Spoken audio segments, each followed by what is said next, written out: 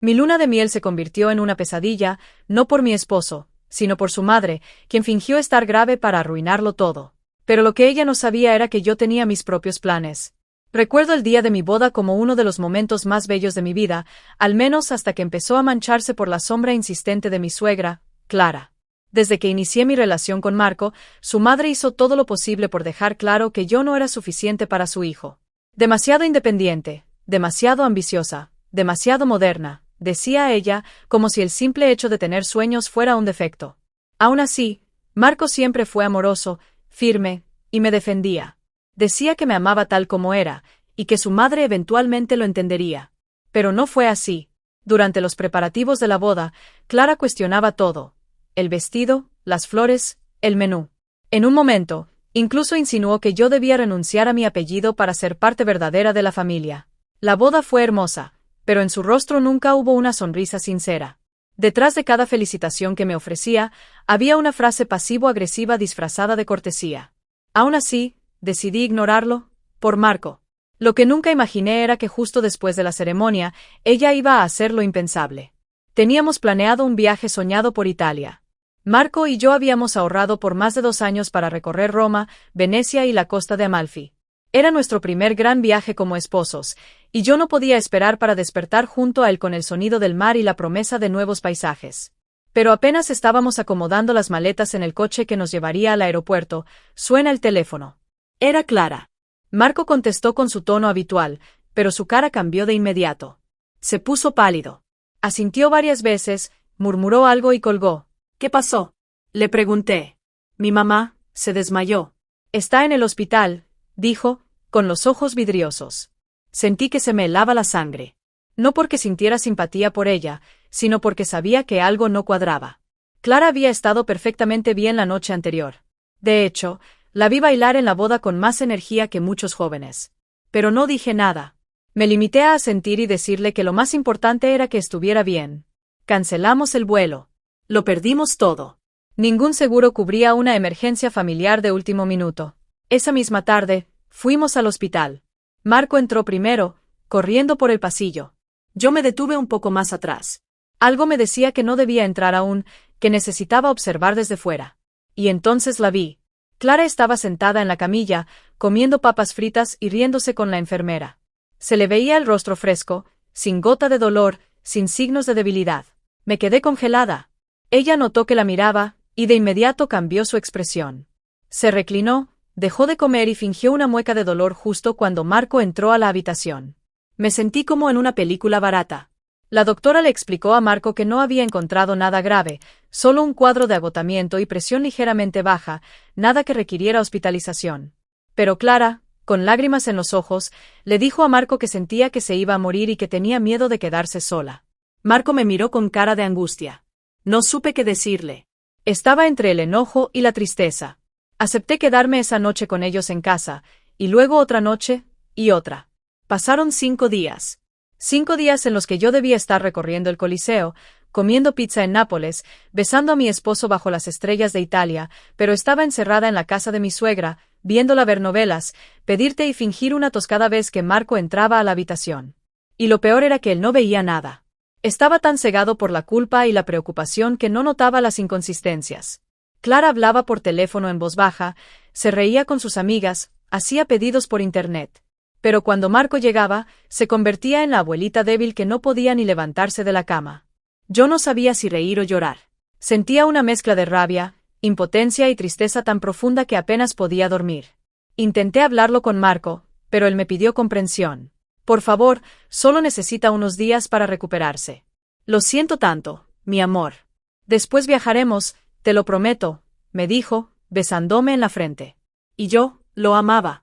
Así que aguanté. Hasta que algo cambió. Una mañana, mientras lavaba los platos, me llegó una notificación al celular. Era un video en redes sociales. Me quedé boquiabierta. Era Clara, bailando en una clase de zumba. Ese mismo día, a las 10 de la mañana. Me temblaban las manos. Miré la hora del video y lo contrasté con lo que Marco me había dicho hacía unos minutos, que su mamá estaba dormida y que le dolía el estómago. Fui directo a la habitación y, como lo sospechaba, estaba vacía. Llamé a la instructora del video. Era una conocida mía, de hecho. y me confirmó que Clara iba regularmente a sus clases, aunque siempre pedía que no la grabaran. Ese día, alguien del grupo subió el video sin querer. Ahí fue cuando entendí todo. No estaba enferma. Nunca lo estuvo. Había fingido todo para interrumpir nuestra luna de miel. ¿Pero por qué? ¿Cuál era su objetivo? Y entonces lo recordé. En la boda, Clara me dijo una frase que en ese momento me pareció extraña, pero ahora cobraba todo el sentido del mundo. Una buena esposa debe saber que su lugar está en la familia, no en viajes de fantasía. Mi sangre hervía. Respiré profundo. Era momento de actuar. Volví a guardar el celular en mi bolsillo, pero esta vez no temblaba. Ahora tenía el control. Respiré hondo y regresé a la cocina como si nada hubiera pasado. Clara aún no había vuelto de su clase secreta, así que tuve tiempo de planear lo que venía. Esa noche, cuando Marco llegó del trabajo, lo recibí con una sonrisa. Le preparé su platillo favorito, le serví una copa de vino y hablé con calma. Como si no llevara 7 días encerrada en un infierno silencioso. Como si no estuviera contando los minutos que me robaron de mi luna de miel. Amor, ¿te parece si mañana vamos a dar un paseo por el parque? Le pregunté, acariciándole la mano. Creo que los 3 necesitamos salir un poco de esta rutina. Marco sonrió. Dijo que era buena idea. Clara, en cambio, fingió toser 3 veces seguidas y dijo que no se sentía bien para salir de casa. Quizás más adelante, cuando recupere fuerzas, murmuró con dramatismo. Ay, suegrita, le respondí dulcemente, entonces quizás deberíamos acompañarla al médico. ¿Recuerda que no han encontrado ninguna causa real? Tal vez deberíamos pedir una segunda opinión, o incluso internarla para observación. Hay clínicas buenísimas. Clara me miró como si le hubiera arrojado un balde de agua helada. Marco también se tensó un poco, pero intentó suavizar la conversación. Yo, sin embargo, ya había puesto la primera ficha del dominó. A la mañana siguiente, mientras Clara dormía, o eso decía, imprimí una captura del video de Zumba. La coloqué en un sobre, lo sellé, y le escribí con letra grande. Para Marco. Abrir solo si alguna vez dudas de mí. Luego, lo escondí en el fondo del cajón donde guardamos nuestros papeles importantes. ¿Dramática? Sí. Pero después de lo que había hecho esa mujer, merecía un poco de teatro a su altura. Durante los días siguientes, mi actitud cambió. Me mostré más distante con Clara, pero aún educada. Comencé a salir de casa por mi cuenta. Retomé mis proyectos. Me tomé un par de cafés con amigas, retomé mi rutina de yoga, y hasta reservé una sesión de spa para mí. Marco empezó a notarlo. ¿Estás bien, mi amor? Me preguntó una noche. Estoy recuperando lo que me robaron, Marco. No quiero seguir postergando mi vida. Lo dije sin enojo, pero con verdad. Y él no supo cómo responder. Solo me abrazó en silencio. Días después, sucedió algo inesperado. Una llamada entró al celular de Marco. Él se encerró en el baño para contestarla, pero su tono de voz me alertó. No quise espiar, pero al salir, su expresión lo decía todo. Mi amor, ¿tú sabías que mi mamá va a clases de Zumba desde hace semanas? Me dijo, sin rodeos. Sentí que mi corazón latía como tambor. Él había encontrado el video. No lo supe hasta hace poco, respondí, mirándolo directo a los ojos. Marco se dejó caer en el sofá. Se frotó la cara con las manos. No puedo creerlo. ¿Todo esto fue fingido? Me senté a su lado y le tomé la mano. Tú eres un buen hijo. Eso no está en duda. Pero tu mamá hizo algo muy cruel. Nos robó un momento que jamás podremos recuperar. No por necesidad, sino por manipulación. Él no decía nada. Estaba entre el desconcierto y la vergüenza. Entonces saqué la carta del cajón y se la entregué. La escribí para ti. Por si algún día dudabas de mí. La leyó. Sonrió tristemente. Me abrazó con fuerza. Perdóname por no haberlo visto antes. No necesitas pedirme perdón, le respondí. Pero sí necesito que pongamos límites. Esa noche, Marco habló con Clara. Le pidió que saliera de nuestra casa en un plazo de 2 días. Que necesitaba espacio para nuestra relación.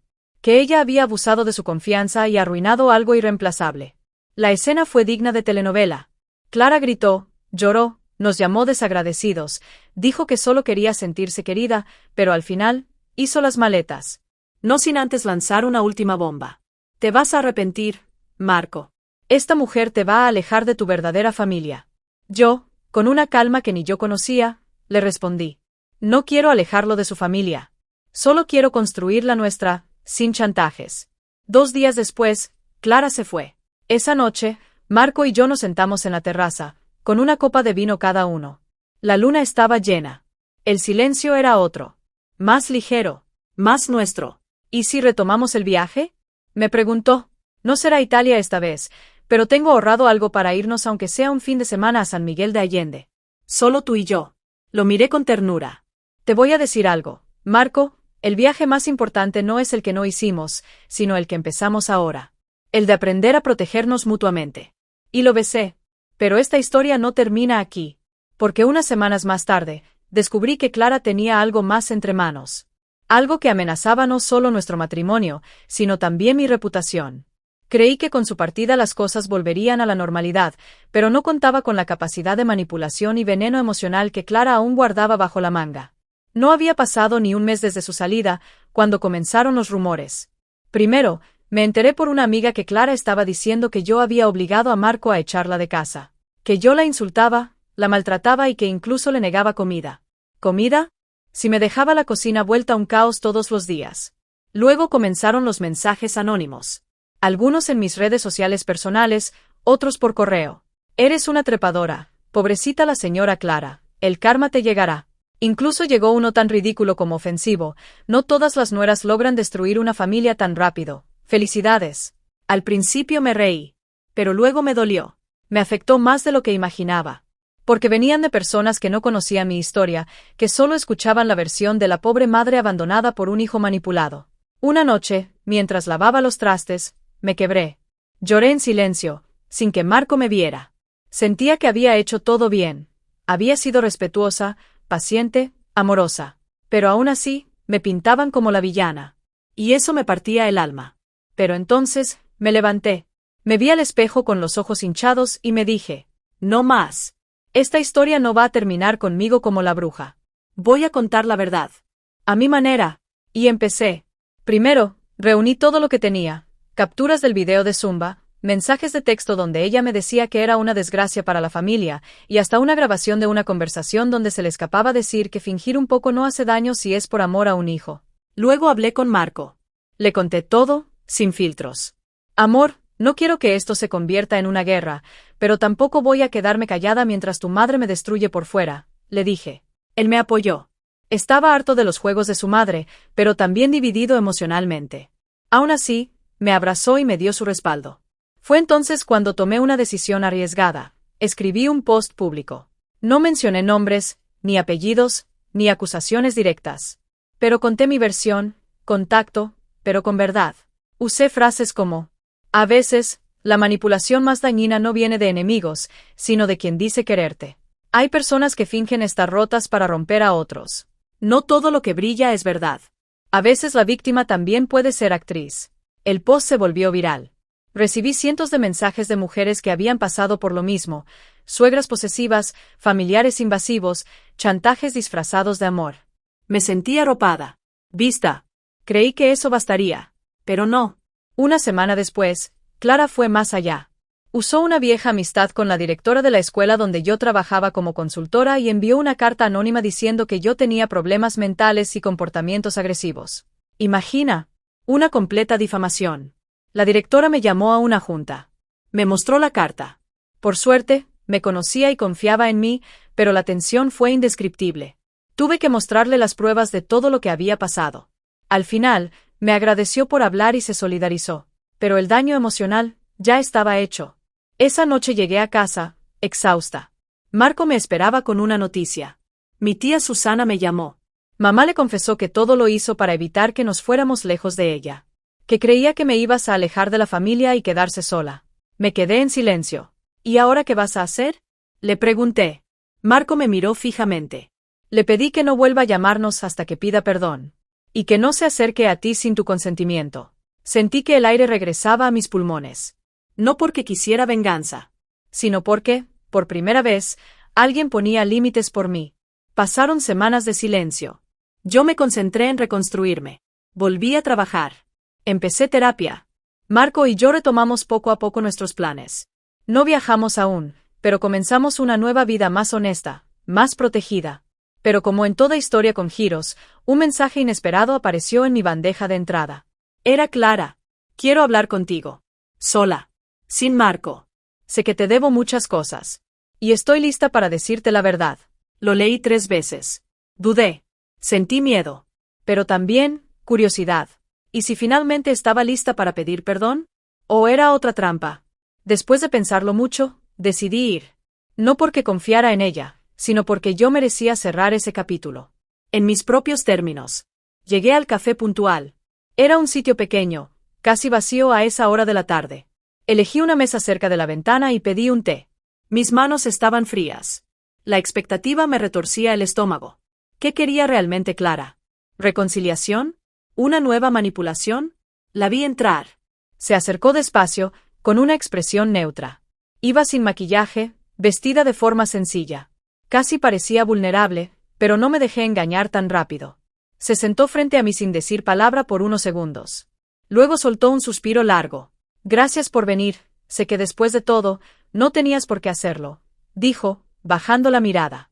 No respondí. Solo asentí, dándole la oportunidad de hablar primero. Quiero decirte algo, comenzó. No fue odio lo que me llevó a hacer lo que hice. Fue miedo. Miedo a perder a mi hijo. Miedo a quedarme sola. Miedo a no tener un lugar en su vida si tú estabas en ella. Hizo una pausa. Su voz temblaba. Yo sé que fingí. Y sé que estuvo mal. Me mentí a mí misma diciendo que era por su bien, pero era solo para tener el control. Para seguir sintiéndome importante. Y con cada cosa que hacía, lo perdía más. No voy a mentir. Esa parte de mí que necesitaba justicia quería gritarle todo lo que me hizo sufrir. Quería decirle que destruyó un momento único, que manipuló sin piedad, que me expuso al odio de personas que ni me conocían. Pero también sabía que si caía en ese juego, ella volvería a tener el control emocional. Así que respiré, y hablé con calma. No sé si decir que te perdono, Clara. Pero sí sé que yo no voy a cargar más con tu culpa. Lo que hiciste me rompió por dentro. Pero también me obligó a conocer mis propios límites. A ponerlos. Y eso, te lo agradezco. Ella bajó la cabeza. No lloró. Solo asintió. No te pido que me aceptes como madre. Pero quiero empezar de nuevo. Si tú me dejas. Guardé silencio por unos segundos. Luego dije. No quiero una relación obligada. Pero si algún día estás lista para respetarnos como pareja, como adultos, entonces hablamos. Mientras tanto, necesito espacio. Nos despedimos con un gesto sereno. Sin lágrimas. Sin escenas. Clara se fue. Y yo sentí que me quitaba un peso de años de encima. Los meses siguientes fueron completamente distintos. Marco y yo nos fuimos un fin de semana a la playa. Sin lujos, pero con una libertad emocional que ningún viaje anterior me habría dado. Brindamos por nuestra historia, por nuestra fuerza y por lo que viene. Clara envió una carta tiempo después. Breve. Sin dramas. Solo decía, estoy aprendiendo a estar sola, pero también a no manipular para sentirme amada. Gracias por la lección. No respondí. No era necesario. Porque algunas personas no merecen una segunda oportunidad inmediata. A veces, el verdadero perdón no es para ellas, sino para ti. Para que sigas caminando sin el peso de lo que otros decidieron cargar sobre ti. Y esa es la lección que quiero dejarte hoy, si estás escuchando esta historia. Si alguna vez has sido víctima de una suegra tóxica, de chantajes emocionales, de personas que fingen necesitarte para controlarte, no estás sola. Y no tienes que seguir en ese ciclo. Pon límites. Grita tu verdad. Y elige siempre tu paz, aunque eso signifique decepcionar a quienes viven de tenerte bajo su poder. Porque tú mereces relaciones sanas, honestas, que sumen y no te resten. Y si esta historia tocó algo dentro de ti, si sentiste que en alguna parte eras tú, entonces este canal es para ti. Gracias por acompañarme hasta el final de este video. Si te ha gustado, y encuentras en él ideas valiosas, te animo a suscribirte, regalarnos tu me gusta y activar la campanita de notificaciones para que no te pierdas de próximos videos. Recuerda compartirlo con amigas y familiares para que ellas también se sepan que pueden liberarse de las relaciones que las tóxicas que las destruyen.